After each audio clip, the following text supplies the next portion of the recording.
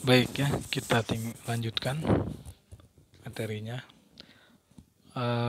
Untuk soal tadi, untuk menghitung tingkat marginnya, yaitu margin dalam bentuk persentase ya, itu kita gunakan rumus S dikurangi D dibagi dengan S ya.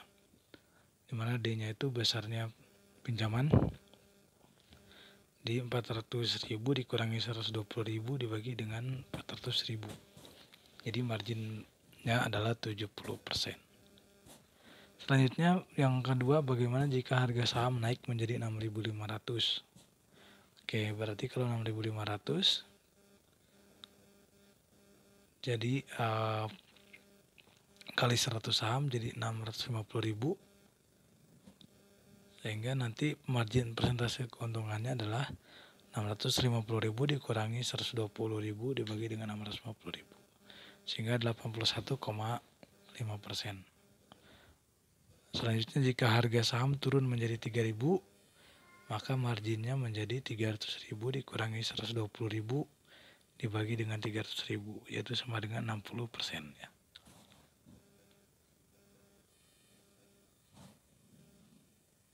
Nah, sehingga ini untuk mencari rumus persentase margin.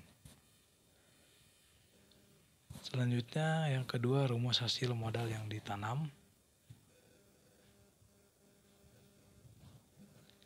Yang pertama, margin trading biasanya menyangkut periode investasi yang pendek, yaitu kurang dari setahun. Investor menggunakan sebagian dana sendiri dan sisanya memakai dana pinjaman. Oleh karena itu, dalam menilai hasilnya, perhitungan tingkat laba hanya menyangkut bagian dana milik investor sendiri. Dengan menggunakan dana dari hasil berjalan atau dividen ya, atau bunga maupun bunga atau margin loan diperoleh hasil modal yang ditanam, yaitu kita singkat dengan ROIC ya, Return on Invested Capital,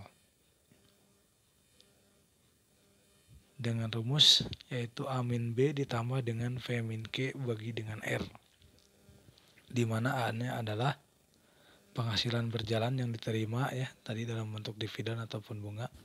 Kemudian B-nya pembayaran bunga atas margin loan ya, atas pinjaman, jadi pembayaran bunga untuk pinjaman.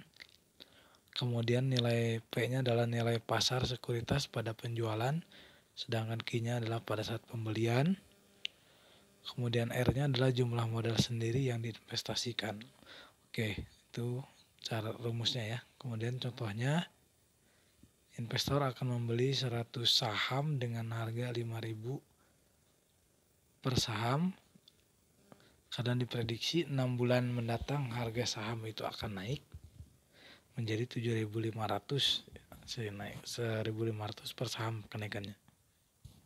Saham ini memberikan dividen Rp200 per saham dengan holding periode 6 bulan sekali. Investor hanya menerima dividen 100 per saham.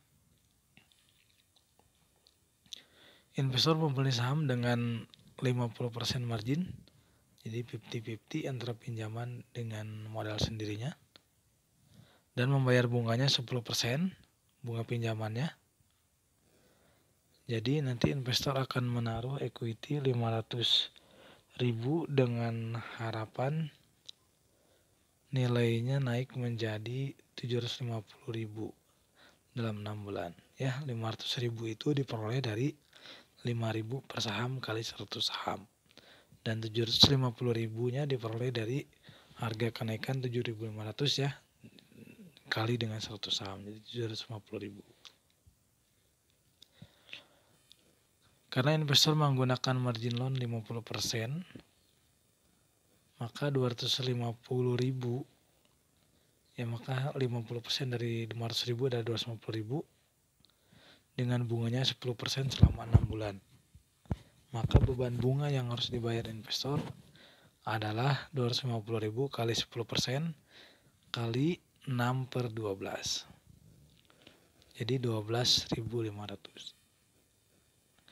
Oke, ROIC-nya sebesar 10.000 ya, dikurangi dengan 12.500 ya.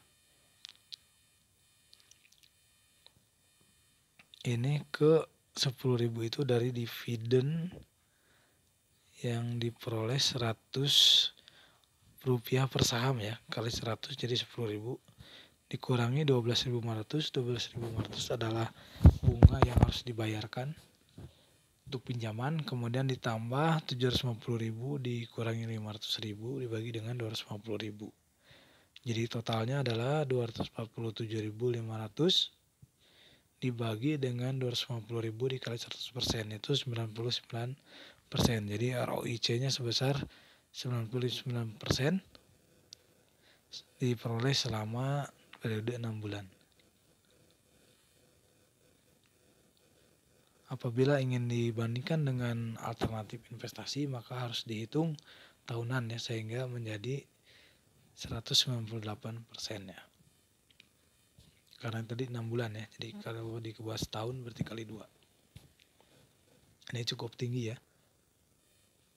Selanjutnya penggunaan margin trading.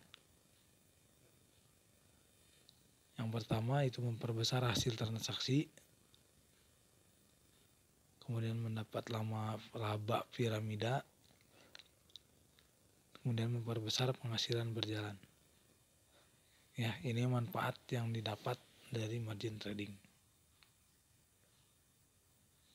Yang pertama, memperbesar hasil transaksi dalam artian investor akan meningkatkan capital gain dari suatu transaksi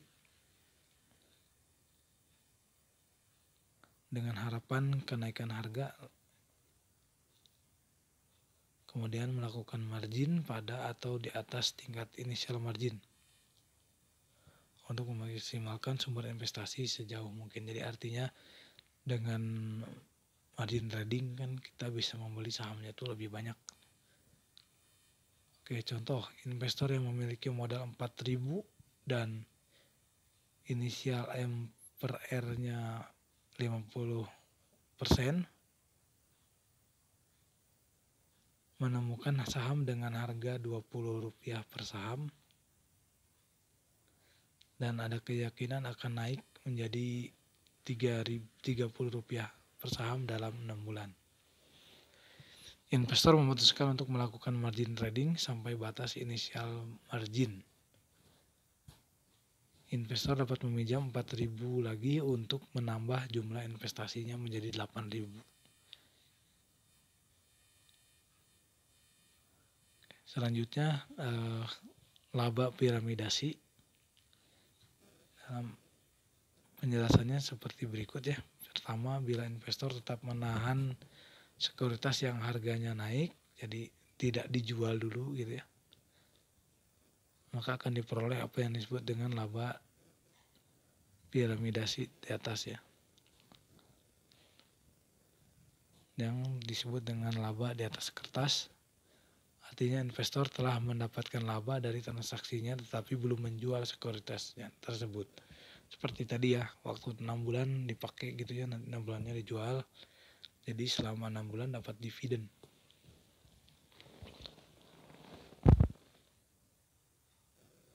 Oke, selanjutnya piramidasi menggunakan laba di atas kertas atau paper profit dan margin akun untuk sebagian atau sepenuhnya membelanjai pembelian tambahan sekuritas. Paper profit tersebut telah menimbulkan kelebihan margin yang berarti terdapat lebih banyak equity dalam margin akun.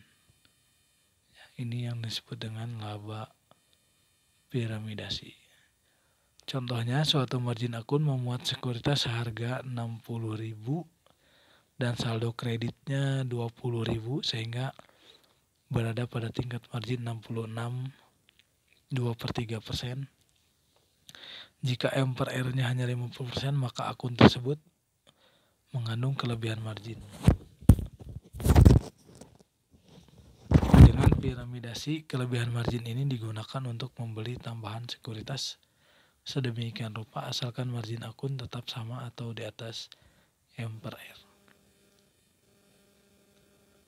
Selanjutnya untuk memperbesar penghasilan belanja.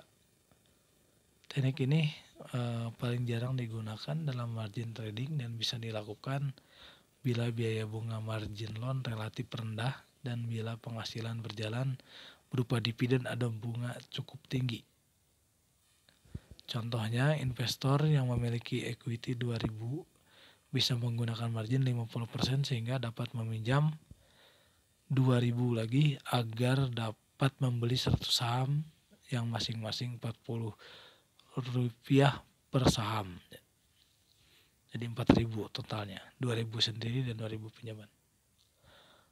Bunga margin loan 6% dan dividen tahunan sebesar 3,20 per saham. Rupiah. 3,20 rupiah per saham. Oke ya, ini saya rasa cukup untuk pertemuan hari ini. Sampai ketemu lagi di pertemuan berikutnya. Assalamualaikum warahmatullahi wabarakatuh. Oh ya, jangan lupa diisi atau dicoba-coba contoh soal latihannya ya.